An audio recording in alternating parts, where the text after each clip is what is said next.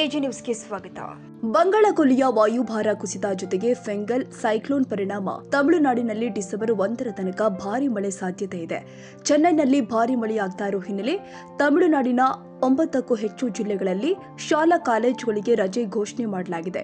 ಇನ್ನು ರಾಜ್ಯದಲ್ಲಿ ಮಳೆಯ ಎಚ್ಚರಿಕೆ ಕೊಟ್ಟ ಹವಾಮಾನ ಇಲಾಖೆ ಇಂದು ಕೋಲಾರ ಜಿಲ್ಲೆಯಲ್ಲಿ ಹಗುರ ಮಳೆ ಸಾಧ್ಯತೆ ಇದೆ.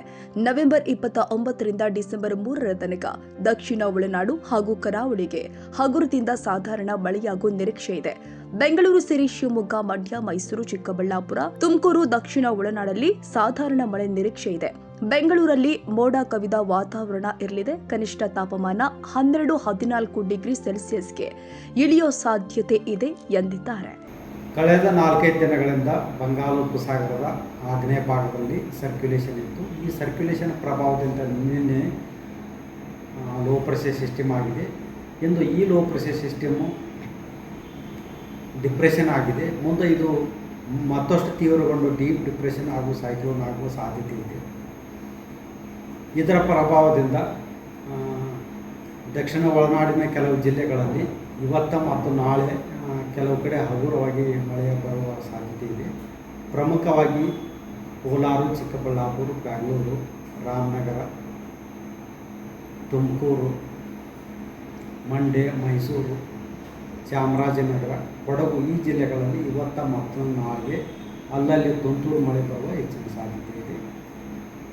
ಈ ಲೋ ಪ್ರೆಷರ್ ಸಿಸ್ಟಮ್ದಿಂದ ಕರ್ನಾಟಕದ ದಕ್ಷಿಣ ಒಳನಾಡಿನ ಜಿಲ್ಲೆಗಳಲ್ಲಿ ಮೋಡ ಕವಿದ ವಾತಾವರಣ ಇದೆ. ಈ ಮೋಡ ಕವಿದ ವಾತಾವರಣದಿಂದ ಹಗಲಿ ಹೊತ್ತಿನಲ್ಲಿ ಉಷ್ಣತಾಮಾನ ಕಡಿಮೆಯಾಗಿದೆ. ಆದರೆ ರಾತ್ರಿ ಹೊತ್ತಿನಲ್ಲಿ ಉಷ್ಣತಾಮಾನ ಏರಿಕೆಯಾಗಿದೆ.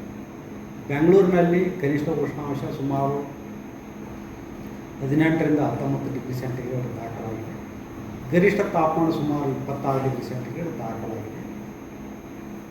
ಉತ್ತರ ಒಳನಾಡಿನ ಕೆಲವು ಜಿಲ್ಲೆಗಳಲ್ಲಿ ಕನಿಷ್ಠ ತಾಪಮಾನ ಸುಮಾರು 13ರಿಂದ 15 ಡಿಗ್ರಿ ಸೆಂಟಿಗ್ರೇಡ್ ದಾಖಲಾಗಿದೆ. ಇವತ್ತು ಬೀದರ್ನಲ್ಲಿ ಕನಿಷ್ಠ ತಾಪಮಾನ 12 ಡಿಗ್ರಿ ಸೆಂಟಿಗ್ರೇಡ್ ದಾಖಲಾಗಿದೆ.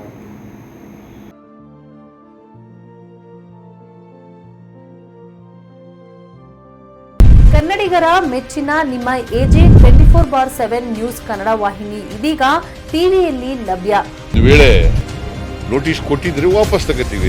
ಇವತ್ತು ವಕ್ಫ್ ಪ್ರಾಪರ್ಟಿ ಅಂತೇಳಿ ಬರ್ತದೆ ಅಂತ ಹೇಳಿದ್ರೆ ರೈತರು ಬೀದಿಗೆ ಬಂದ್ರೆ ಏನ್ ಮಾಡ್ಬೇಕಾಗುತ್ತೆ? ಯಾರು ವೋಟ್ ಹಾಕಿಲ್ಲ ಅಂದ್ರೆ ಗ್ಯಾರಂಟಿನೆಲ್ಲ ಸ್ಟಾಪ್ ಮಾಡ್ಬಿಡ್ತೀವಿ.